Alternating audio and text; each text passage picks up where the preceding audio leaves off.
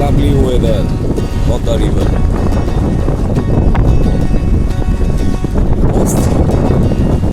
সে প্রকাশ করার মতো না যে কি পরিমাণ বাতাস এখানে বইছে, এবং এই বাতাসে ঝোড়ো হওয়ার কারণে যে কি পরিমাণ শান্তিটা আমি অনুভব করছি এই মুহূর্তে।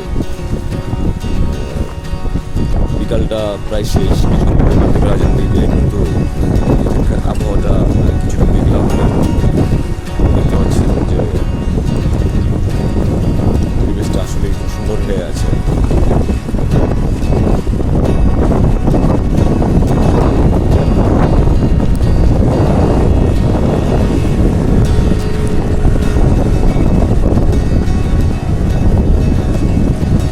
শুধুমাত্র গোসল করার জন্য আজকে এসেছি এখানে। স্বাধীনতার গোসল, পবিত্র হওয়ার গোসল।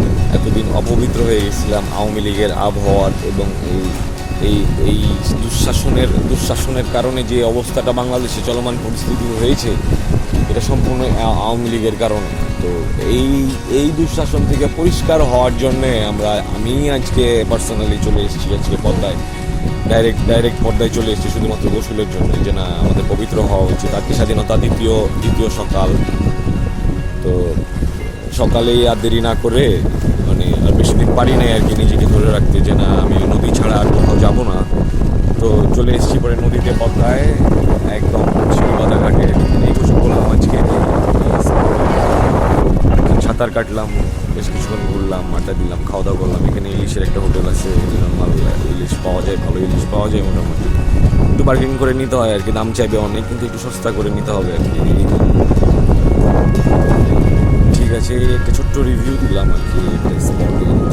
আসলেই খুবই মার্ভেলাস। এখন বৃষ্টি শুরু হয়ে গেছে almost, rain drops on my glass.